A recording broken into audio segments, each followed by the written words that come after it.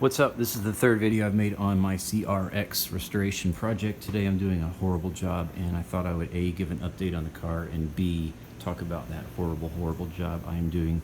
I am halfway through cleaning off what I think is 30-year-old tint from the back windshield. So this is the sort of before, and this is the after, almost there. So I'll talk about my process first to give a quick update on the car. Well, I sent you a video, or I sent a video out the other day where I'd been working on it and got it cleaned up. So it's looking good, running good. Today I actually got a new air filter for the car, which is no big deal. But that was fun to feel like I was improving it some in terms of mechanically. I got a CV axle on order, got some transmission parts I might be getting. I think the plugs are fairly new. I might check those, might not. I know it just had an oil change. I'm going to swap out the tranny fluid and check out the belts once I'm under the car, and looking at everything. Power steering pump is also leaking. Not sure what I'm going to do about that. It's not leaking much and it does work, so I may just leave it. And CR-Xs don't really need power steering, and finding a JDM power steering pump may prove difficult. That said, yeah, so that's a neat update there. Got the car registered, got my hobby plate, which is cool. And had one other thing. Oh yeah, these tires. So it has these Ceylon, what's the brand? Is Ceylon. And they're called Atrizo. They're 195/55 15s. So the previous owner put some new ones on the front. It's a Chinese tire. They're about 65 or 70 bucks each. Really not much at all. The back tires are dry rotted and they're Toyos. So what I decided to do, just so they'd match, I read some reviews on these Ceylon Atrizo, and they actually got great reviews. The people were even put them on like luxury cars and stuff. So it's an all-season tire and all-season performance tire. So I grabbed two of those pretty inexpensively. Just got them here today. I'm gonna go get those mounted at some point in the next week or two, so I feel like I can drive a little more safely because those are dry rotted, like I said. Beyond that, yeah, just little things. Got the key fob kind of working. It's a real strange key fob. It only unlocks the left side of the car, but not the right. But all the lights work, so it's a real strange thing. Let's talk about the window. Boy, this is a horrible job. I watched several videos on YouTube about how to do this, and so I'm just kind of adding my take. The one that I found super helpful was some dude found these Scotch Brite copper pads to be very useful, and I would agree. I got some of these, and he used ammonia. By the way, other people are using stuff like aircraft peeler, which I actually have, but I decided not to use just because I don't want to die. So you could use ammonia. I actually have this stuff called Citral. It's Amazon. You can get it for 8 or 10 bucks a bottle. This stuff is fantastic. This is one of those things you always want to have in your garage.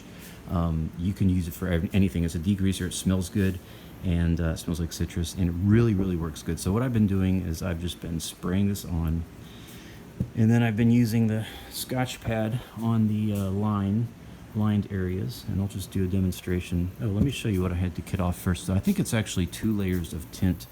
What's up, Eco Rocket? This is the car I was selling but decided to keep. It's kind of my daily. So I peeled this tint off. I think it had 2 layers of tint. This was on the windshield. It was peeled off fairly easily, and then under it was what I'm pretty sure is a second layer of tint. I don't think it's just glue. I think it's a glue and tint. And the reason I say that is you could see all kinds of webbing and stuff. Like, I don't know if the camera's picking that up, but I'll go over here. So, like, there's all these webs design, and it looks like the film itself, because the other one didn't have that. In any case, I don't know if you can see, but yeah, and this has proved very difficult. I mean, very difficult to scrape off. And when it does come off, it comes off in these sheets like this. So that's why I think it's not just glue. I think it's glue, tint, glue, tint. So I got tint off, so now I'm getting glue, tint, glue off. And the way I've been doing it, and you can see this is the after side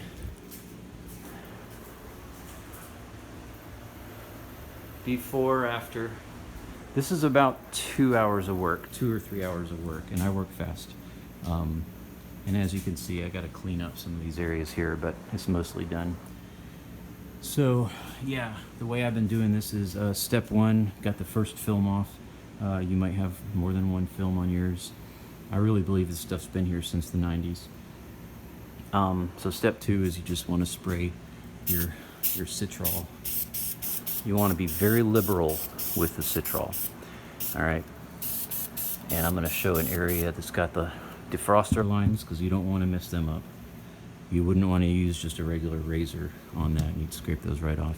To be honest, what I'm doing may disturb the defroster, but at this point I don't care. I just want the tint off and I want it to look nice. So in your area with defroster lines, you want to take your Scotch pad, by the way. It's time for a new one. I'm just going to follow my own advice here and do the second half with a new pad.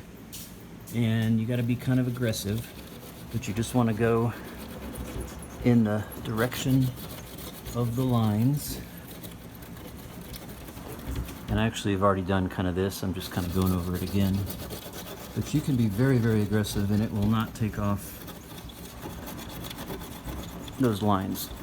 And that whole side, the lines are perfect. So yeah, you want to just take this and you want to scrape, scrape, scrape, scrape. So here's an area I'm just going to get real aggressive with it. And so like, as you see there, all in here is what I just achieved. And watch the video with the dude with the ammonia. His is a lot better produced than mine. But you want to be very liberal. Go in the direction of the defroster lines. How much would a tint shop charge to do this?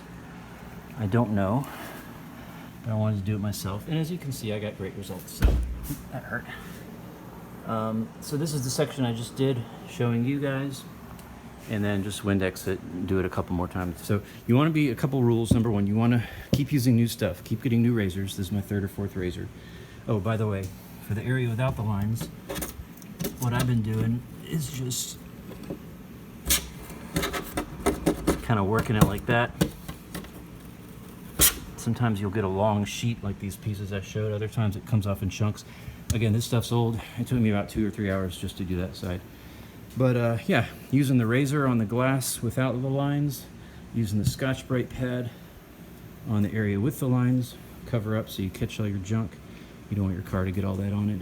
And yeah, just be really liberal with the Citral. Just keep spraying it, keep scrubbing, keep spraying it, keep scrubbing. And then the other rule for this job is you have to be very uncomfortable if you want to accomplish anything. I don't think this is possible to do without being incredibly uncomfortable and agonizing. So it'd be really easy if the glass was out of the car, but it's not. Hey, you know what? A few videos from now, I will have this perfect. I will have it tinted. It will look amazing. So the proof will be in the pudding. But that's today's video on the CR-X Restore. Thanks for watching. Do what you love, and peace to you.